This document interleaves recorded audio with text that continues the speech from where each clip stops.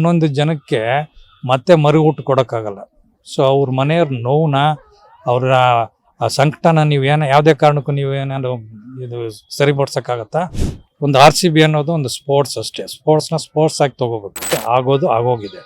ಆದರೆ ಇದನ್ನು ಬ್ಯಾನ್ ಮಾಡೋದ್ರಿಂದ ಏನಾದ್ರು ಸೊಲ್ಯೂಷನ್ ಸಿಗೋದಿದ್ರೆ ಯಾರು ಎಕ್ಸ್ಪರ್ಟ್ಸ್ ಇದ್ದಾರೋ ಅವ್ರ ಹತ್ರ ಕೇಳ್ಬೋದು. ಸೊ ರಾಜಕೀಯದವ್ರಾಗ್ಬೋದು, ಜಸ್ಟ್ ಸಿವಿಲಿಯನ್ ಆಗ್ಬೋದು. ಇದು ಸ್ಪೋರ್ಟ್ಸ್ ಆಗಿ ತೊಗೋಬೇಕು. ಇವಾಗ ಎಲ್ಲರಿಗೂ ಒಂದು ಕ್ಯೂರಿಯಾಸಿಟಿ ಇರುತ್ತೆ. ಒಬ್ಬ ಸ್ಪೋರ್ಟ್ಸ್ ಮ್ಯಾನ್ ಬಂದಿದ್ದಾನೆ, ಅವನ್ನ ಖುದ್ದು ನೋಡಬೇಕು ಅನ್ನೋ ಒಂದು ಅಭಿಲಾಷೆ ಇರುತ್ತೆ. ಫಸ್ಟು ಟಿಕೆಟ್ ಇರೋರಿಗೆ ಬಿಡಿ ಅಂತ ಹೇಳಿತು. ಅಲ್ಲೇನಾಯಿತು, ಅದು ಏನೇನು ಗೊಂದಲ ಆಗೋಯ್ತು, ಕೊನೆಗೆ ಎಲ್ಲರನ್ನೂ ಬಿಡಿ ಅಂತ ಹೇಳಿದ್ರು. ಸೊ ಸ್ಪೋರ್ಟ್ಸ್ ಆಗೇ ತೊಗೋಬೇಕೇ ವಿನ ನಾವು ಯಾವುದೇ ಕಾರಣಕ್ಕೂ ಒಬ್ಬರ ಮೇಲೆ ಗೂಬೆ ಕೂರಿಸೋದು ಸರಿ ಇಲ್ಲ. ಈ ಸರ್ಕಾರ ಮಾಡ್ತಿರೋದು 100% ತಪ್ಪು. ಸರ್, ಈಗ ಸರ್ಕಾರ ಏನ್ ಹೇಳಿದೆ ಅಂದ್ರೆ RCBನ 3 ವರ್ಷ ಬ್ಯಾನ್ ಮಾಡಲಾಗ್ತದೆ ಅಂತ ಹೇಳ್ತಾ ಇದ್ದಾರೆ. ಏನ್ ಹೇಳ್ತೀರಾ ಸರ್? RCB ಬ್ಯಾನ್ ಮಾಡೋದ್ರಿಂದ ಸಮಸ್ಯೆಗೆ ಏನು ಪರಿಹಾರ ಸಿಗಲ್ಲ. ಹೇಳ್ಬೇಕು ಅಂದರೆ ಇಲ್ಲಿ ಯಾರ್ದು ತಪ್ಪು ಅಂತ ವಿಶ್ಲೇಷಣೆ ಮಾಡೋಕ್ಕೆ ಬರೋಲ್ಲ. ಯಾಕಂತಂದರೆ ಇಲ್ಲಿ ಒಂದು ಆಟ ಅಂದರೆ ಆಟದ ಥರ ತೊಗೋಬೇಕು. ಆದರೆ ಇಲ್ಲಿ ಏನಾಗಿದೆ, ಅಭಿಮಾನನೋ ದುರಭಿಮಾನನೋ ಗೊತ್ತಿಲ್ಲ. ಈ ಜನಗಳು ಏಕಾಏಕಿ ಕ್ರೌಡ್ ಆದಾಗ ಕಂಟ್ರೋಲ್ ಮಾಡಬೇಕಾಗಿರೋದು ಸರ್ಕಾರದ ಜವಾಬ್ದಾರಿ, ಒಪ್ಕೋತೀನಿ. ಆದರೆ ಇಲ್ಲಿ ಏನಾಗಿದೆ, ಎತ್ತಿಗೆ ಜ್ವರ ಬಂದರೆ ಎಮ್ಮೆಗೆ ಬರೆ ಎಳಿ ಅನ್ನೋ ಒಂದು ಏನೋ ಥೀಮ್ ನಡೀತಾ ಇದೆ. ಸೊ ಹಂಗಾಗಿ ನಾ ಹೇಳೋದೇನಂತಂದರೆ ಇಲ್ಲಿ ಸರ್ಕಾರನೂ ಜವಾಬ್ದಾರಿ ತೊಗೋಬೇಕಾಯ್ತು. ಬಟ್ ಅಭಿಮಾನಿಗಳು ಪೇಷನ್ಸ್ ಕಾಪಾಡಬೇಕಾಯ್ತು. ಇಲ್ಲೇನಾಗಿದೆ, ಇಬ್ಬರು ದುಡುಕಿ ಇವಾಗ ಯಾರ್ದೋ ಒಂದು RCB ಅನ್ನೋದು ಒಂದು ಸ್ಪೋರ್ಟ್ಸ್ ಅಷ್ಟೇ. ಸ್ಪೋರ್ಟ್ಸ್ ಆಗಿ ತೊಗೋಬೇಕು. ಅದನ್ನು ಈ ಥರ ಎಲಾಂಗೇಷನ್ ಮಾಡಿ ಪ್ರತಿಯೊಬ್ಬರಿಗ ಮೇಲೂ ಜವಾಬ್ದಾರಿ ಇರುತ್ತೆ. ಜವಾಬ್ದಾರಿಯಿಂದ ನುಳ್ಸ್ಕೋಬಾರ್ದು. ಇವಾಗ ಸ್ಪೋರ್ಟ್ಸ್ ಪರ್ಸನ್ ಆಗ್ಬೋದು, ಈ ಪೊಲಿಟಿಷಿಯನ್ಸ್ ಆಗ್ಬೋದು, ಸಿವಿಲಿಯನ್ ಆಗ್ಬೋದು, 3 ಜನ ಯೋಚನೆ ಮಾಡಿದರೆ 11 ಜನದ ಜೀವ ಉಳಿತಿತ್ತು. ಆದರೆ ಅನ್ಫಾರ್ಚುನೇಟ್ಲಿ ಆಗೋಗಿದೆ. ಆದರೆ ಇದನ್ನು ಬ್ಯಾನ್ ಮಾಡೋದ್ರಿಂದ ಏನಾದ್ರು ಸೊಲ್ಯೂಷನ್ ಸಿಗೋದಿದ್ರೆ ಯಾರು ಎಕ್ಸ್ಪರ್ಟ್ಸ್ ಇದ್ದಾರೋ ಅವ್ರ ಹತ್ರ ಕೇಳ್ಬೋದು. ಸೊ ಇಲ್ಲಿ ನಾವು ಜನಸಾಮಾನ್ಯರು ಏನು ಹೇಳ್ಬೋದು, ಸೊ ಬ್ಯಾನ್ ಮಾಡೋದು ಸರಿ ಇಲ್ಲ. ಸಾಮಾನ್ಯವಾಗಿ ಯಾರೇ ಆಗಲಿ ತಪ್ಪು ನಡೆದ್ಮೇಲೆ ಅದಕ್ಕೆ ಎಲ್ಲಿ ಪ್ರಾಬ್ಲಮ್ ಸ್ಟಾರ್ಟ್ ಆಯಿತು ಅದನ್ನು ಎಲ್ಲಿ ಎಂಡ್ ಮಾಡ್ಬೇಕು ಅನ್ನೋದ್ರ ಬಗ್ಗೆ ಕೂಲಂಕಷವಾಗಿ ಯೋಚನೆ ಮಾಡಬೇಕು. ಸೊ ರಾಜಕೀಯದವ್ರಾಗ್ಬೋದು, ಜಸ್ಟ್ ಸಿವಿಲಿಯನ್ ಆಗ್ಬೋದು. ಇದು ಸ್ಪೋರ್ಟ್ಸ್ ಆಗಿ ತೊಗೋಬೇಕು. ಇವಾಗ ಎಲ್ಲರಿಗೂ ಒಂದು ಕ್ಯೂರಿಯಾಸಿಟಿ ಇರುತ್ತೆ. ಒಬ್ಬ ಸ್ಪೋರ್ಟ್ಸ್ ಮ್ಯಾನ್ ಬಂದಿದ್ದಾನೆ, ಅವನ್ನ ಖುದ್ದು ನೋಡಬೇಕು ಅನ್ನೋ ಒಂದು ಅಭಿಲಾಷೆ ಇರುತ್ತೆ. ಆದರೆ ಅದನ್ನು ದುರಭಿಮಾನ ಮಾಡಿಕೊಂಡು ಅದು ಇವಾಗ ಏನು ಹೇಳ್ತು ಸರ್ಕಾರ, ಫಸ್ಟು ಟಿಕೆಟ್ ಇರೋರಿಗೆ ಬಿಡಿ ಅಂತ ಹೇಳ್ತು. ಅಲ್ಲೇನಾಯಿತು, ಅದು ಏನೇನು ಗೊಂದಲ ಆಗೋಯ್ತು, ಕೊನೆಗೆ ಎಲ್ಲರನ್ನೂ ಬಿಡಿ ಅಂತ ಹೇಳಿದ್ರು. ಸೊ ಬಿಡೋಕ್ಕೆ ಮೊದಲು ನೀವೆಲ್ಲ ಗೇಟ್ ಫುಲ್ ಓಪನ್ ಮಾಡಿದ್ದಿದ್ರೆ ಆ ಗೊಂದಲ ಆಗ್ತಿರಲಿಲ್ಲ ಅಂತ ನನ್ನ ಅನಿಸಿಕೆ. ಸೊ ಗೇಟ್ನ ವೈಡಾಗಿ ಓಪನ್ ಮಾಡಿ ಸ್ವಲ್ಪ ಜನ ಪೊಲೀಸರನ್ನ ಕಂಟ್ರೋಲ್ ಮಾಡ್ಕೊಂಡು ಒಬ್ಬೊಬ್ಬನೇ ಬಿಟ್ಟಿದ್ದಿದ್ರೆ ಅಲ್ಲಿ ಈ ಸಾವು ನೋವು ಕಡಿಮೆ ಆಗ್ತಿತ್ತು ಅಂತ ನನ್ನ ಪರ್ಸ್ನಲ್ ಒಪಿನಿಯನ್. ಸೊ ಇವಾಗ ಏನಾಗಿದೆ, ಬ್ಯಾನ್ ಮಾಡೋದ್ರಿಂದ ಏನು ಪ್ರಯೋಜನ ಇಲ್ಲ. ಸೊ ಸ್ಪೋರ್ಟ್ಸ್ ಆಗೇ ತೊಗೋಬೇಕೇ ವಿನ ನಾವು ಯಾವುದೇ ಕಾರಣಕ್ಕೂ ಒಬ್ಬರ ಮೇಲೆ ಗೂಬೆ ಕೂರಿಸೋದು ಸರಿ ಇಲ್ಲ. ಈ ಸರ್ಕಾರ ಮಾಡ್ತಿರೋದು 100% ತಪ್ಪು. ಯಾರೇ ಡಿಸಿಷನ್ ತೊಗೊಂಡಿಲ್ಲ, ಸ್ಪೋರ್ಟ್ಸ್ ಆಗಿ ತೊಗೋಬೇಕು. ಸೊ ಸಿದ್ದರಾಮಯ್ಯ ಮತ್ತೆ DKಶಿ ಅವ್ರು ಏನ್ ಹೇಳಿದ್ರಂದ್ರೆ, ಈ ಘಟನೆ ನಡೀತಲ್ಲ ಸರ್, ಅದ್ ಮಾರನೇ ದಿವಸ ಅವ್ರಿಗೆ ಯಾವಾಗ ಗೊತ್ತಾಯ್ತು ಅವಾಗ ಹೇಳಿದ್ದಾರೆ ಇದಕ್ಕೆ ಸರ್ಕಾರನೂ ಹೊಣೆ ಇಲ್ಲ ಮತ್ತೆ ಪೊಲೀಸರು ಕೂಡ ಹೊಣೆ ಇಲ್ಲ ಅಂತ. ಈ ಹೊಣೆ ಇಲ್ಲ ಅಂದ್ಮೇಲೆ 5 ಜನ ಪೊಲೀಸರನ್ನ ಯಾಕೆ ಸಸ್ಪೆಂಡ್ ಮಾಡಿದ್ದಾರೆ? ಹೊಣೆಗಾರಿಕೆ ಅನ್ನೋದು ಸರ್ಕಾರದ ಮೇಲೆ ಇದ್ದೇ ಇರುತ್ತೆ. ಯಾವುದೇ ಕಾರಣಕ್ಕೂ ಅದನ್ನ ಅಲ್ಲಗಳಿಯಕ್ಕಾಗಲ್ಲ. ಹೊಣೆಗಾರಿಕೆ ಇರೋರಾಗಿದ್ರೆ ಪ್ರತಿಯೊಂದನ್ನು ಕೂಲಂಕುಷವಾಗಿ ವಿಚಾರ ಮಾಡಬೇಕಾಯ್ತು. ಇವಾಗ ವಿಜಿಲೆನ್ಸಿ ಅವ್ರನ್ನ ತಗೋಬೇಕಾಯ್ತು, ಡೇಟಾಸ್ ತೊಗೊಂಡು ಎಷ್ಟು ಜನ ಬರ್ಬೋದು ಅಂತ. ಸಾಮಾನ್ಯವಾಗಿ ಇದೇನಾಗಿದೆ, 18 ವರ್ಷ ಕಾಯ್ತು, ಇವಾಗ ವಿನ್ ಆಗಿದ್ದಾರೆ. ಸೊ ಹಂಗಾಗಿ ಎಲ್ಲರಿಗೂ ಒಂದು ಕ್ಯೂರಿಯಾಸಿಟಿ ಇರುತ್ತೆ, ಒಂದು ಅಭಿಮಾನ ವ್ಯಕ್ತಪಡಿಸೋದು. ಹಂಗಾಗಿ ಏನು ಮಾಡಿದ್ರು, ಕರ್ನಾಟಕದಿಂದ ಮೂಲೆಯಿಂದ ಜನ ಬಂದಿದ್ದಾರೆ. ಸೊ ಇದನ್ನ ಯಾಕೆ ನೀವು ಮೊದಲೇ ಪ್ರೆಡಿಕ್ಟ್ ಮಾಡಿಲ್ಲ? ಸೊ ವಿಜಿಲೆನ್ಸ್ ಏನು ಮಾಡ್ತಿತ್ತು?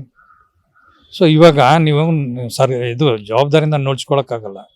ನೀವು 11 ಜನಕ್ಕೆ ಮತ್ತೆ ಮರುಹುಟ್ಟು ಕೊಡೋಕ್ಕಾಗಲ್ಲ. ಸೊ ಅವ್ರ ಮನೆಯವ್ರ ನೋವನ್ನ, ಅವರ ಸಂಕಟನ ಯಾವುದೇ ಕಾರಣಕ್ಕೂ ನೀವೇನಾದ್ರು ಇದು ಸರಿಪಡಿಸೋಕ್ಕಾಗತ್ತಾ? ಹೋಗಿರೋ ಜೀವನ ತೊಗೊಂಬರೋಕ್ಕಾಗತ್ತಾ ನೀವು? ಸೊ ಯಾವುದೇ ಕಾರಣಕ್ಕೂ ಸರ್ಕಾರ ಇದ್ರ ಮೇಲೆ ಜವಾಬ್ದಾರಿ ತೊಗೊಂಡು ಸೊ ಈಗ ಬಂದಿರೋದನ್ನ ನೀವು ಕಾನೂನು ರೀತಿ ಏನಿದೆ ಅದನ್ನು ಸರಿಪಡಿಸ್ಬೇಕು. ಅದು ಬಿಟ್ಟು ನುಡ್ಸ್ಕೊಳ್ಳೋದ್ರಲ್ಲಿ ತಪ್ಪಿದು. ಸೊ ಯಾವುದೇ ಕಾರಣಕ್ಕೂ ನೀವು ಇದನ್ನು ನೀವು ಜವಾಬ್ದಾರಿಯಿಂದ ತೊಗೊಂಡು ಇದನ್ನು ನಿಭಾಯಿಸ್ಬೇಕು. ಸೊ ಇದರಲ್ಲಿ ನಿಮ್ಮದು 50% ಇದ್ದರೆ 50% ಜನಗಳ ಮೇಲೂ ಹೇಳ್ಬೋದು. ಯಾಕಂದರೆ ಸೊ ಒಬ್ಬ ಸ್ಪೋರ್ಟ್ಸ್ ಮ್ಯಾನ್ನ ಯಾರೇ ಆಗಿರ್ಬೋದು, ಅದನ್ನು ಖುದ್ದಾಗಿ ನೋಡ್ಬೇಕಂತಿಲ್ಲ, ನೀವು ಲೈವ್ ಆಗಿ ನೋಡಿದ್ದೀರಲ್ಲ, ಸಂತೋಷ ಪಡ್ಬೋದಾಗಿತ್ತು. ಸೊ ಹಂಗಾಗಿ ಇವಾಗ ನೋಡಿ ಪ್ಲೇಯರ್ಸ್ಗೂ ಒಂಥರ ಇರಿಸು ಮುರ್ಸಾಯ್ತು. ಸೊ ಇಲ್ಲಿ ಬಂದವರು ಏನಪ್ಪ ಇದು ಹಿಂಗೆ ಮುಚ್ಚಾಟಿಕೆ ನಡೀತಿದೆ ಇಲ್ಲಿ ಅಂತ. ಸ್ಪೋರ್ಟ್ಸ್ ಮ್ಯಾನ್ ಆಗಿದ್ದವನು ಸ್ವಲ್ಪ ಡಿಸಿಪ್ಲಿನಾಗಿ ನಡ್ಕೋಬೇಕು. ಇಲ್ಲಿ ಅಲ್ಲಿ ಹೋಗಿ ಒಬ್ಬರ ಮೇಲೆ ಒಬ್ಬರು ಬಿದ್ದು ನಾವು ರಂಪಾಟ ಮಾಡ್ಕೊಳ್ಳೋದು ಯಾವುದೇ ಸ್ಪೋರ್ಟ್ಸ್ ಮ್ಯಾನ್ ಗುಣ ಅಲ್ಲ. ಸ್ಪೋರ್ಟ್ಸ್ಗೆ ಅದರದ್ದೇ ಆದ ಒಂದು ನೀತಿ ನಿಯಮ ಇದೆ. ಸೊ ಇಲ್ಲಿ ಮಾಡಿರೋದ್ರಲ್ಲಿ ಹುಡುಗರದ್ದು ತಪ್ಪಿದೆ ಅಂತ ನನ್ನ ಒಂದು ಅನಿಸಿಕೆ. ಸೊ ಎಲ್ಲರೂ ಒಂದು ಸಮನ್ವಯತೆ ಇದ್ದಿದ್ರೆ ಹನ್ನೊಂದು ಜೀವ ಉಳಿತಿತ್ತು, ಸ್ಪೋರ್ಟ್ಸ್ನ ಇನ್ನೂ ಚೆನ್ನಾಗಿ ಬೆಳೆಸ್ಬೋದಾಗಿತ್ತು. ಸೊ ಇವಾಗ ಯಾರು ನುಳ್ಸ್ಕೊಳಕ್ಕಾಗಲ್ಲ. ಸೊ ಎಲ್ಲರೂ ಅವ್ರ ಜವಾಬ್ದಾರಿ ಅರ್ಥಕೊಂಡು ಕೆಲಸ ಮಾಡಬೇಕು.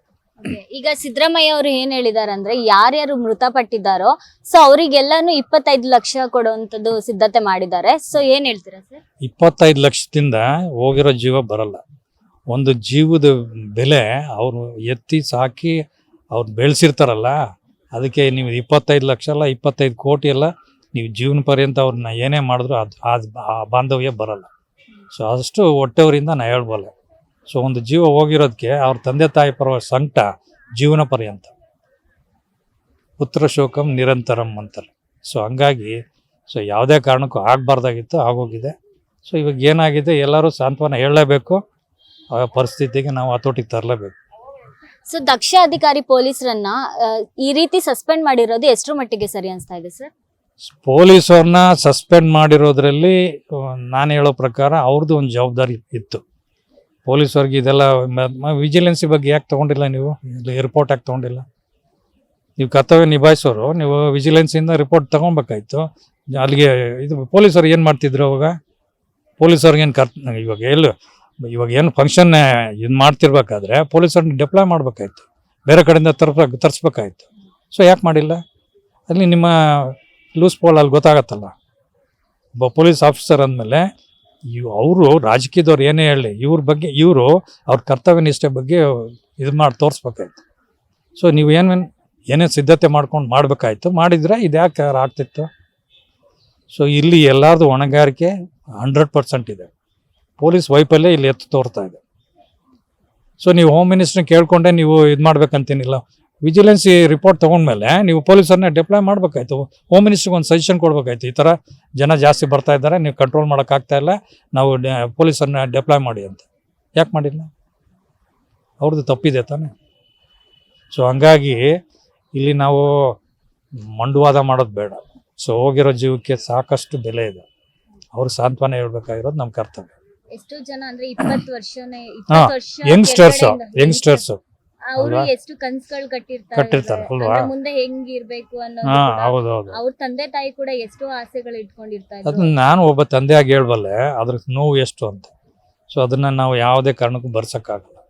ಇವಾಗ ಸರ್ಕಾರ ಏನು ಹೇಳ್ಬೋದು, ಇಲ್ಲ ಸ್ಪೋರ್ಟ್ಸ್ ಅಥಾರಿಟಿ ಏನು ಹೇಳ್ಬೋದು, ಅವೆಲ್ಲ ನಿಮಿತ್ತ ಅಷ್ಟೇ, ಅವು ಜಾರ್ಕೊಳಕ್ಕಷ್ಟೇ ಅದು.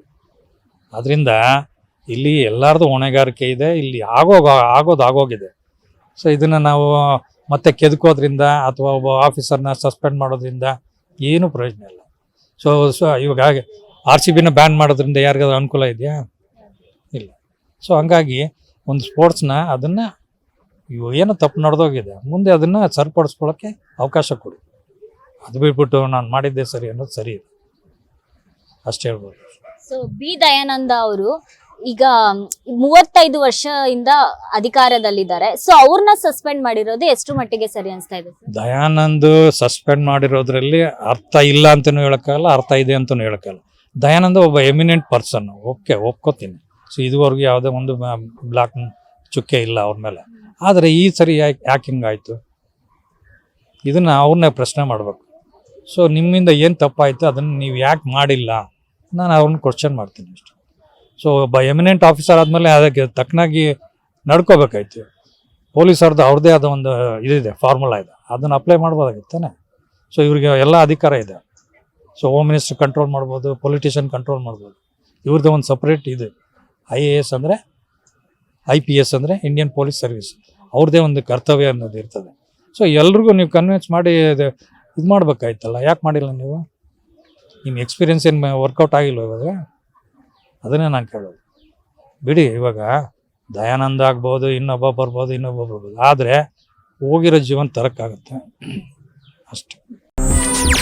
ಹೆಚ್ಚಿನ ಸುದ್ದಿಗಳಿಗಾಗಿ ನಮ್ಮ ಚಾನೆಲ್ನ ಸಬ್ಸ್ಕ್ರೈಬ್ ಮಾಡಿ.